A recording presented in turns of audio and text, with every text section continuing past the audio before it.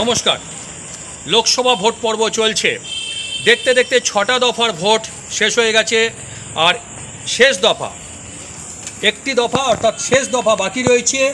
আগামী 1 তারিখে এই শেষ দফার ভোট অনুষ্ঠিত হবে। কিন্তু যেটা দেখা যাচ্ছে যে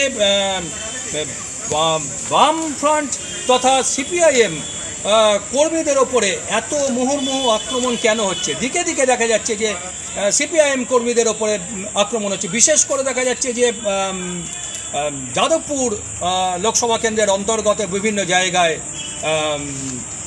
আক্রমণের খবর পড়ছে। কদিন আগেই দেখা গেছে যে পাটুলি থানার অন্তর্গত দুজনের ওপরে চলছিল দুষ্কৃতীরা। তার মধ্যে একজন ক্যান্সার পেশেন্ট ছিলেন। সেখানে অভিযোগের তীর ছিল রাজ্যের শাসক দল তৃণমূল কংগ্রেসের দিকে। সব ক্ষেত্রেই অভিযোগের তীরটা তৃণমূল কংগ্রেসের দিকে যাচ্ছে। গতকাল রাতেও হয়েছে, সেখানেও একজন ষাটোর্ধ্ব একজন ব্যক্তি মঙ্গলাচরণ চক্রবর্তী, তিনি তার বাড়ির সামনে দাঁড়িয়ে আছেন। তাকে কিছু আচমকাই কয়েকজন এসে তাকে বলে যে সিপিএমের পার্টির অফিসে যেন, সিপিএমের বুথে যেন ভোটের দিনে না বসা হয়।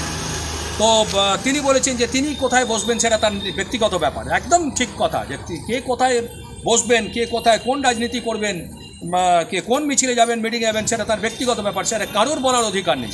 কিন্তু তাকে একটা অনধিকার চর্চা হয়েছে, তাকে সেটা বলা হয়েছে, এবং তিনি যখন তার যোগ্য জবাব দিয়েছেন তখন তাকে অতর্কিতে তার উপর হামলা।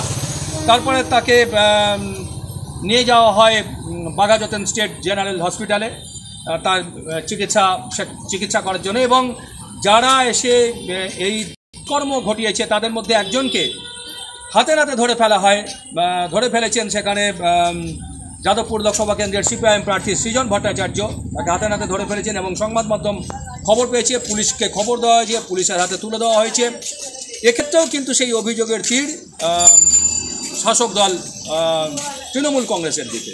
এখন কথা হচ্ছে যে এই ঘটনা কেন, একটা ভোটকে কেন্দ্র করে কেন বারবার একটি রাজনৈতিক দলের ওপরে এত আক্রমণ হচ্ছে? যাদবপুর লোকসভা কেন্দ্রের ওপরে এত আক্রমণ কেন?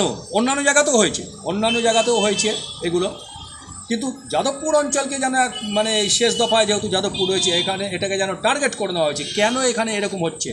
তো এগুলো দেখার বিষয়। আমরা চাইব যে এই ধরনের ঘটনা না ঘটুক। সমস্ত রাজনৈতিক দল তাদের মতো করে তারা প্রসার করবেন, মানুষের কাছে তারা যাবেন, মানুষকে বোঝাবেন, এটা রাজনৈতিক দলগুলোর কর্তব্য। এবং মানুষের কর্তব্য হচ্ছে তারা সচেতন, তারা তাদের বিচার বুদ্ধি বিশ্লেষণ করে তারা যে কোনো দলকে তারা ভোট দেবেন, তাদের পছন্দ মতো দলকে তারা ভোট দেবেন। এই তো সোজা সাপটা কথা। এখানে আক্রমণের কী এলো? কেন আক্রমণ করা হবে? একটা রাজনৈতিক এই যদি পরিস্থিতি যদি তৈরি হয়, এরকম সুস্থ পরিবেশকে যদি অসুস্থ করার চেষ্টা হয়, তাহলে এইটা তো সেখানে সেখানে কিন্তু গণতন্ত্রের পক্ষে সেটা ক্ষতিকারক। এখন এই জায়গাগুলো এখন দেখা যাক যে আগামী 1 তারিখে ভোট, এই 1 তারিখে কী হয় সেটা দেখার বিষয়। তবে আমরা চাইব যাতে সুস্থভাবে সুন্দরভাবে যাতে ভোট হয়। মানুষ যাকে খুশি ভোট দিন, যে খুশি জিতবেন, কিন্তু সুস্থ পরিবেশ যেন অসুস্থ। নির্বাচন কমিশনারকেও এটা দেখতে হবে, পুলিশ প্রশাসন তাদেরকেও দেখতে হবে, রাজ্যের শাসক দল, কারণ এটা লোকসভা ভোট, তাদেরকেও এটা মাথায় রাখতে হবে যাতে সুস্থভাবে যাতে ভোট হয়। মানুষ যাকে খুশি ভোট দেবেন, জয় পরাজয় উভয় দলকেই মেনে নিতে হবে। তো আমরা এটাই চাইব যে সুস্থভাবে ভোট হোক, মানুষ নিজের ভোট নিজে দিক, যাকে খুশি ভোট দিক। প্রগ্রেসিভ নিউজ থেকে ক্যামেরায় পূজা তালুকদারের সঙ্গে আমি শুভেন্দু পালিত। সাথে থাকুন, পাশে থাকুন। ধন্যবাদ।